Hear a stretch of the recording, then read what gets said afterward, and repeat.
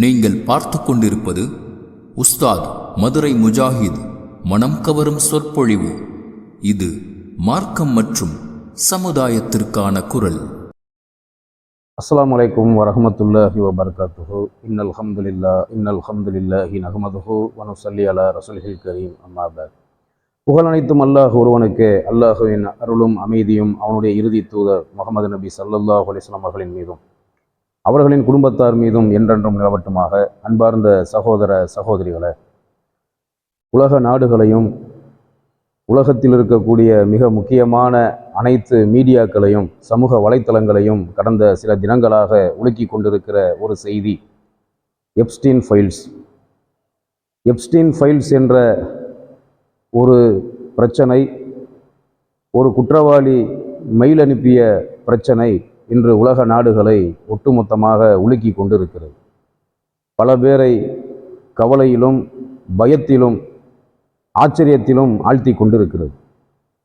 இந்த Epstein files என்றால் என்ன என்பதையும் இதில் சம்பந்தப்பட்ட நபர் யார் என்பதையும் உலகத்தில் உள்ள பெரும்பாலான மக்கள் அறிந்து வைத்திருக்கிறார்கள்.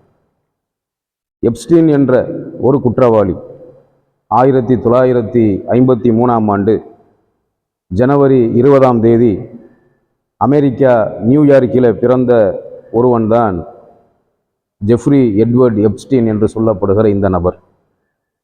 இவன் இன்று அமெரிக்காவில் ஜனாதிபதியாக இருக்கக்கூடிய ட்ரம்புக்கும் முன்னாள் அமெரிக்க ஜனாதிபதி பில் கிளின்டனுக்கும் ஃப்ரெண்டாக இருக்கக்கூடியவன்.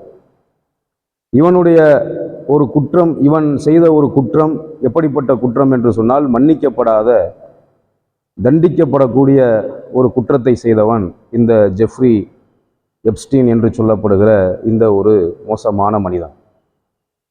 சிறுமிகள், பெண்களை, உலக நாடுகளிலிருந்து சிறுமிகள், பெண்கள், அதிலும் குறிப்பாக ஆதரவற்ற பெண்கள், ஆதரவற்ற சிறுமிகளை கடத்தி அவர்களையெல்லாம் மனசாட்சியே இல்லாமல் ஆதரவற்ற பெண்களையும் சிறுமிகளையும் கடத்தி பாலியல் தொழிலில் தள்ளக்கூடிய ஒரு வேலையை செய்து கொண்டு வந்தவன் தான் இந்த எப்ஸ்டீன் என்று சொல்லப்படுகிறது.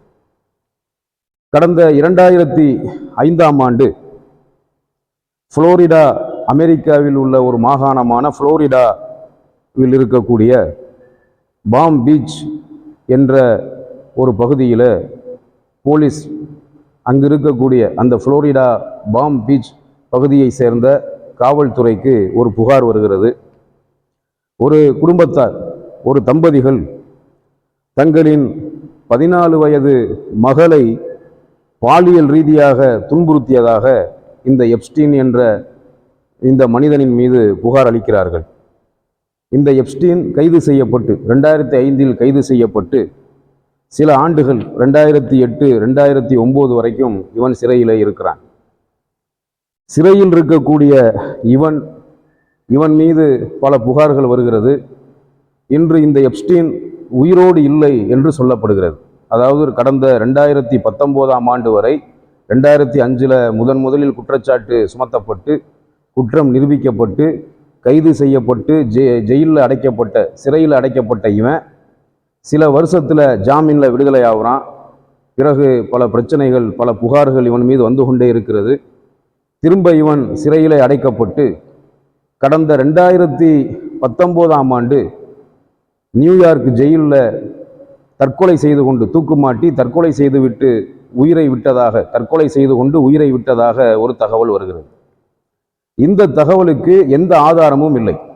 இந்த ஜெஃப்ரி எட்வர்ட் எப்ஸ்டீன் என்ற இந்த குற்றவாளி, பெண்களை பாலியலிலே தள்ளிய இந்த பயங்கரவாதி, இவன் தற்கொலை செய்து கொண்டதற்கு எந்த விதமான ஒரு ஆதாரமும் இல்லை.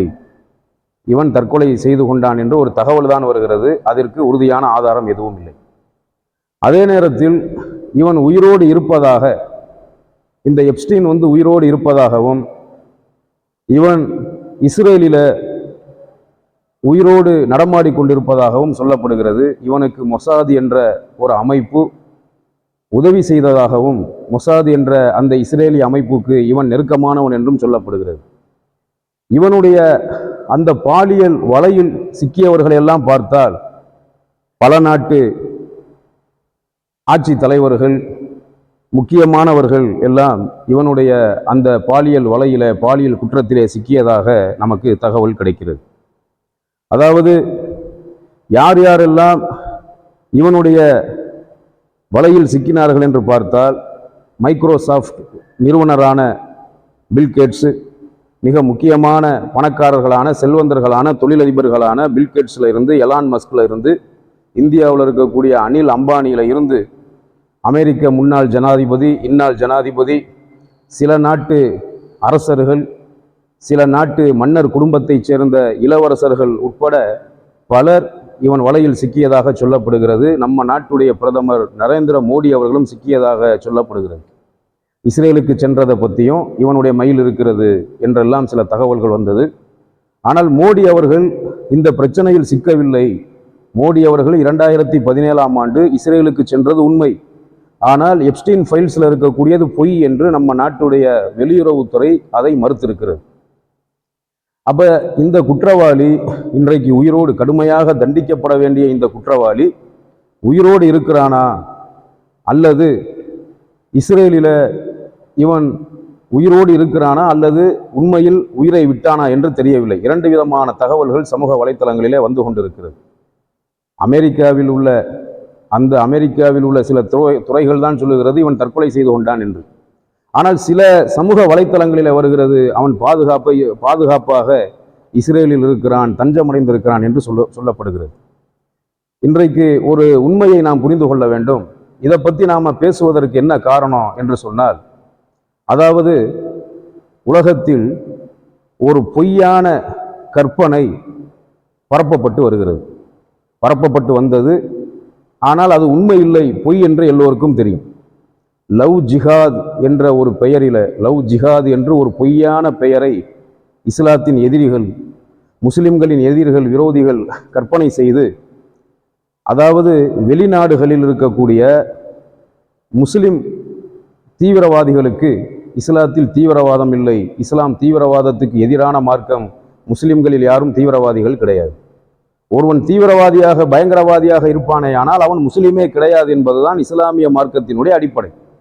அப்ப வெளிநாடுகளில் இருக்கக்கூடிய முஸ்லிம் போராளிகளுக்கு பெண்களை சப்ளை செய்வதற்காக லவ் ஜிஹாத் என்ற ஒன்று செய்யப்பட்டு, பிற மதத்து பெண்களை மூளை செலவை செய்து அவர்களை இஸ்லாத்திற்கு மாற்றி, இஸ்லாத்திற்கு அவர்களை மதம் மாற்றி, வெளிநாடுகளில் இருக்கக்கூடிய முஸ்லிம் தீவிரவாதிகளுக்கு பெண்கள் சப்ளை செய்யப்படுகிறார்கள் என்ற ஒரு பொய் சில வருடங்களாக, சில ஆண்டுகளாக மீடியாக்களிலே பேசப்பட்டு வந்தது.